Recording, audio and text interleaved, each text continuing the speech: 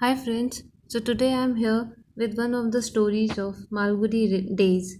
This Malgudi Days book was written by Mr. R.K. Narayan. So let's begin with the story. The name of the story is The Doctor's Word. People came to him when the patient was on his last legs.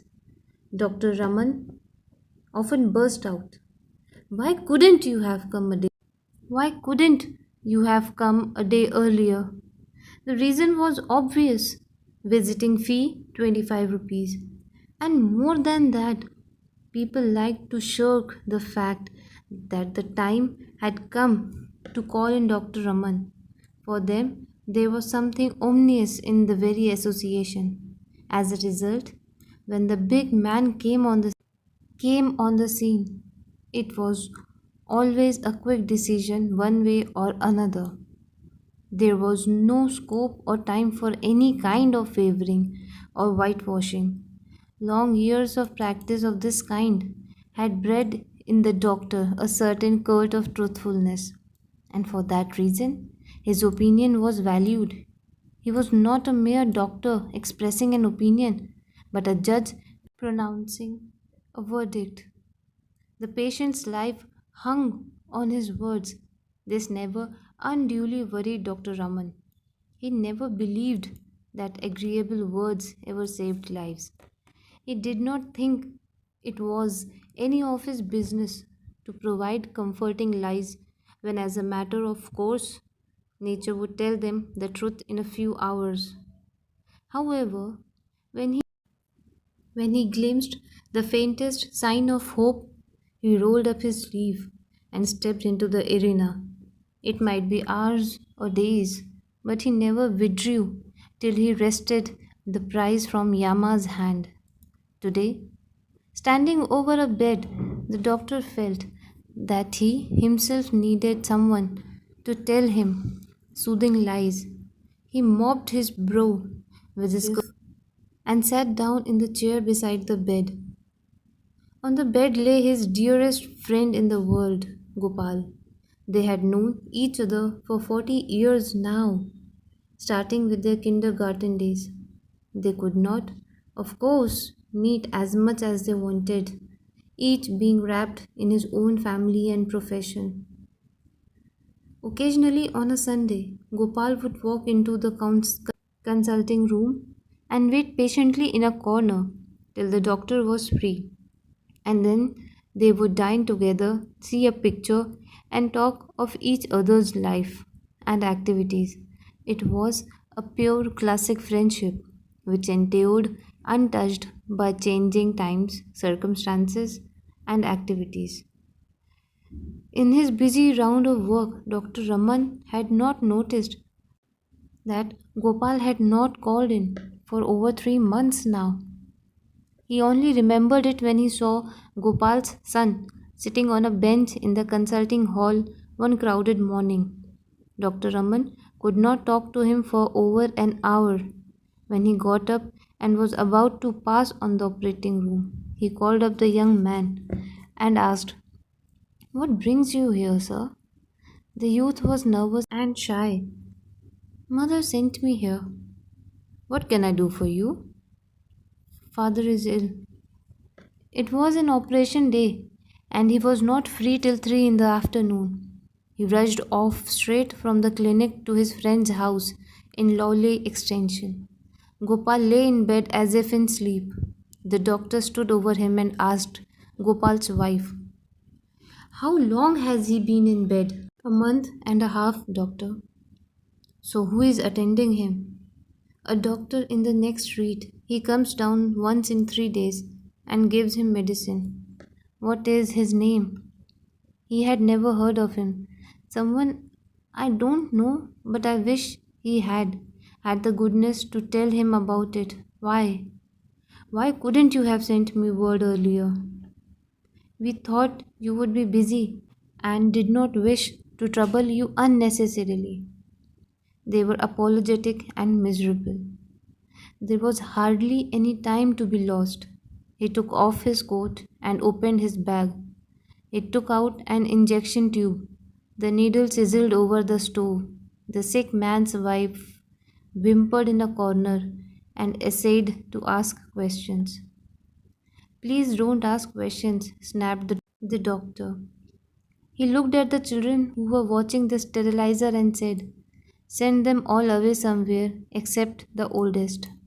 He shot in the drug, sat back in his chair, and gazed at the patient's face for over an hour.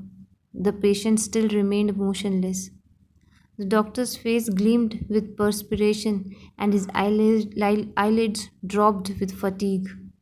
The sick man's wife stood in a corner and watched silently. She asked timidly, Doctor, shall I make some coffee for you? No, he replied, although he felt famished, having missed his midday meal.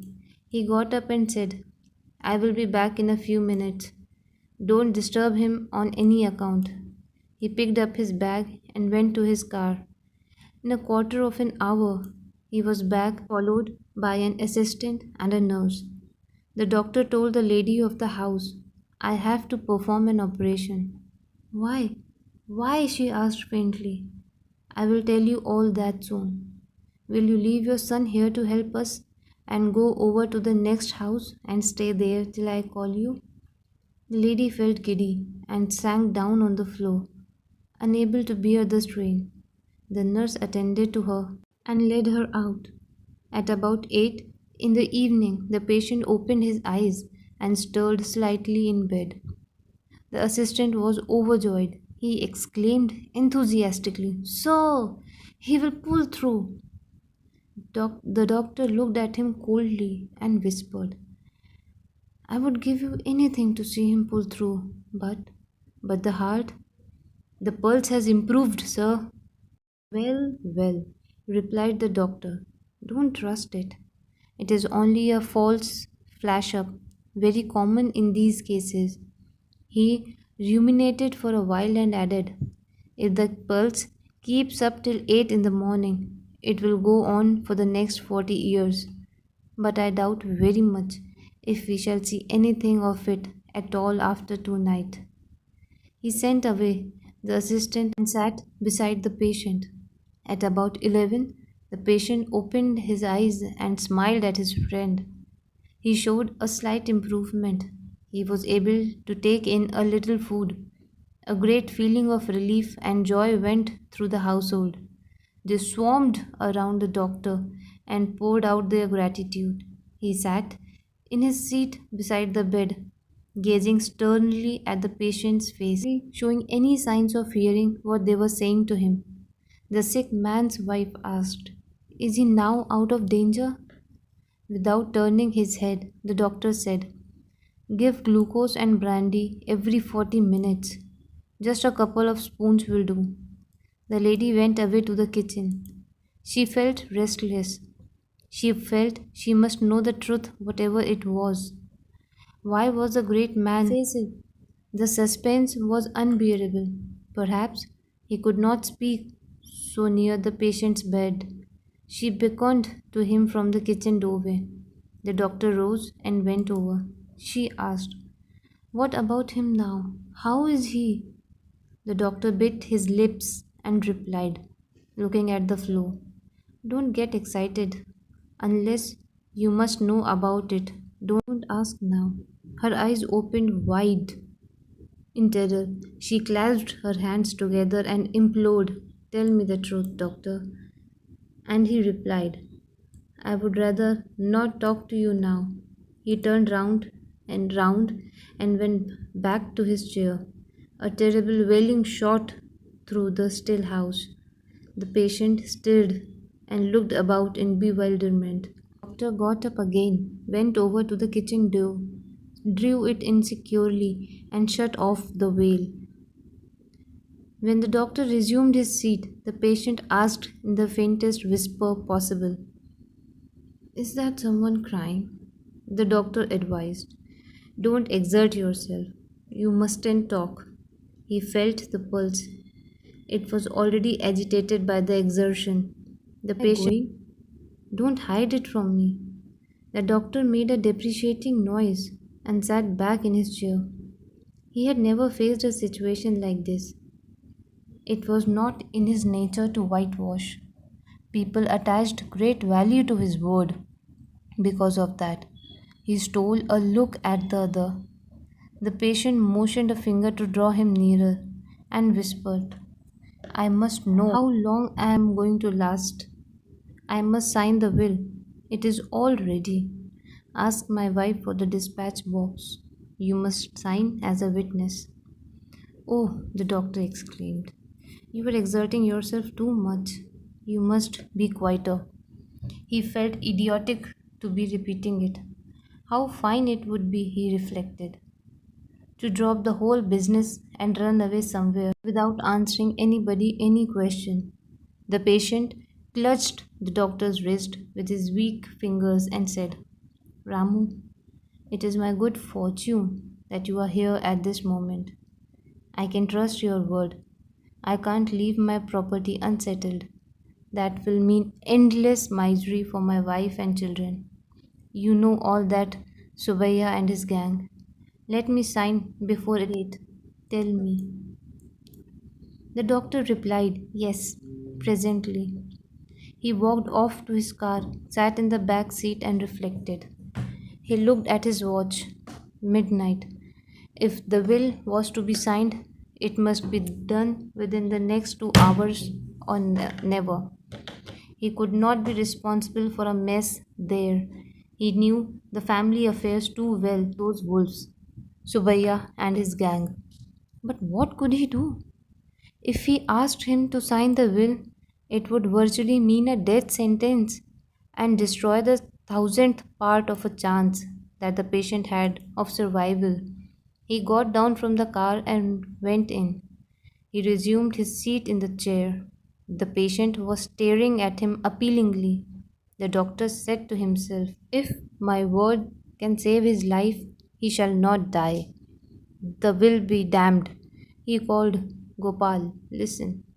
This was the first time he was going to do a piece of acting before a patient, simulate a feeling and conceal his judgment. He stooped over the patient and said with deliberate emphasis, Don't worry about the will now. You are going to live. Is absolutely fine, he said in a relief. A new glow surfaced the patient's face as he heard it. He asked in a tone of relief, Do you say so? If it comes from your lips, it must be true. The doctor said, Quite right. You are improving every second. Sleep in peace. You must not exert yourself on any account. You must sleep very soundly. I will see you in the morning. The patient looked at him gratefully for a moment and then closed his eyes. The doctor picked up his bag and went out, shutting the door softly behind him. On his way home, he stopped for a moment at his hospital, called out his assistant, and said, That lovely extension case, you might expect the collapse any second now. Go there with a tube of in hand in case the struggle is too hard at the end. Hurry up. Next morning he was back at Lowly Extension at 10. From his car he made a dash for the sick bed. The patient was awake and looked very well. The assistant reported satisfactory pulse. The doctor put his tube to his heart, listened for a while, and told the sick man's wife, Don't look so unhappy, lady. Your husband will live to be 90. When they were going back to the hospital, the assistant sitting beside him in the car asked, Is he going to live, sir? I will bet on it. He will live to be 90. He was turned to the corner. How he has survived this attack will be a puzzle to me all my life, replied the doctor. So by this end of this story, stay tuned for the next Malgudi story.